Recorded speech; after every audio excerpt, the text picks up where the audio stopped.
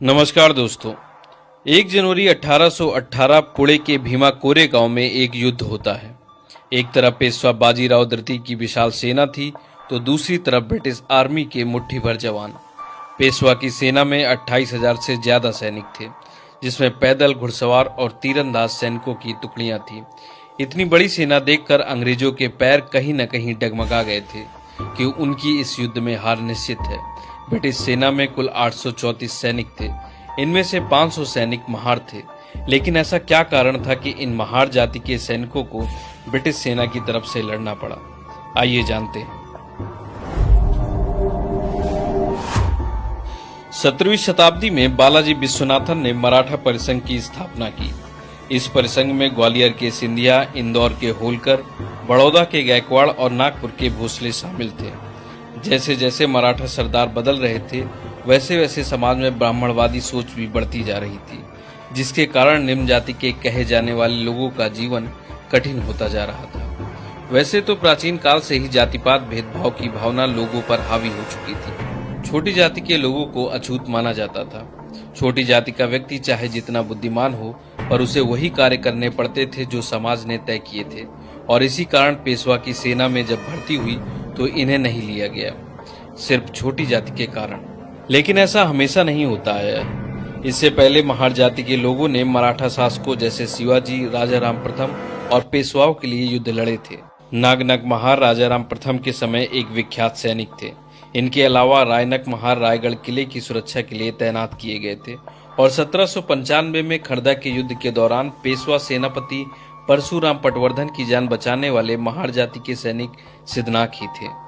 पर समय के साथ साथ बढ़ती समाज की हीन भावना के चलते इनके इतिहास को कहीं दबा दिया गया। उस समय महाराष्ट्र के कोरेगांव में दलित जाति के महारों पर पेशवाओं या ब्राह्मणों ने मार्शल लॉ जारी कर दिया था, जिसके तहत दलितों को अपनी कमर में झाड़ू और गर्दन में मटका बांधने का आदेश था।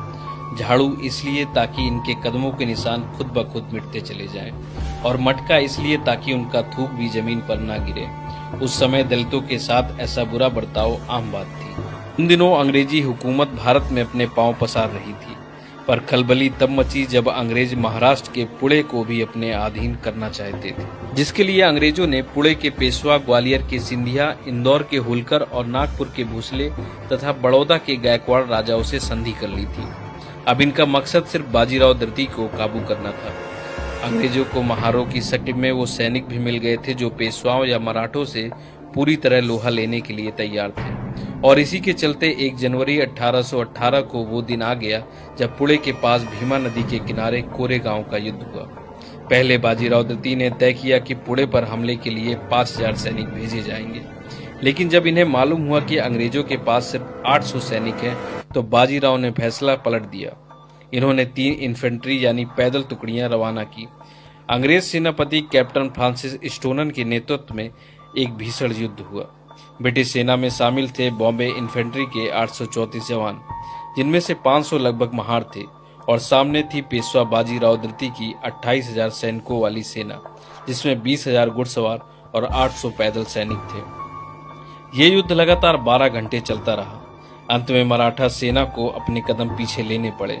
इस युद्ध में किसी भी पक्ष को निर्णायक जीत प्राप्त नहीं हुई, लेकिन मराठों की इतनी बड़ी सेना के आगे मात्र 500 महार सैनिकों ने हार नहीं मानी और अपनी वीरता का परिचय दिया। माउंट स्टुअर्ट एल्फिंस्टन ने इसे पेशवा की छोटी सी जीत बताया था, पर बहुत से इतिहासकार के मत इनसे अलग है। असल में भीमा कोरेगांव का युद्ध एक छोटा सा भाग था तीसरे एंग्लो मराठा युद्ध का, और इन युद्ध में संपूर्ण हार के बाद अंतिम रूप से माना गया कि मराठाओं की हार हुई है। कोरेगांव युद्ध में मारे गए सैनिकों की याद में कंपनी ने कोरेगांव में विजय स्तंभ का निर्माण करवाया। इस युद्ध में शहीद हुए सैनिकों के नाम इस स्तंभ में लिखे गए, जिनमें 22 महार जाति के थे। इस युद्ध को महार सैनिकों की जाबाजी और युद्ध कौशल के लिए भी जाना जाता है। इतिहासकार और दलित चिंतक मानते हैं कि ये दलितों के इतिहास में एक बड़ी घटना थी। 1 जनवरी 1927 को डॉक्टर भीमराव अंबेडकर जी ने विजय स्तंभ के दर्शन किए थे।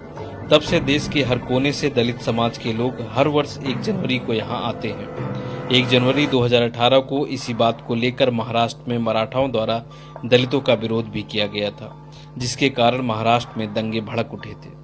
मिलते हैं नए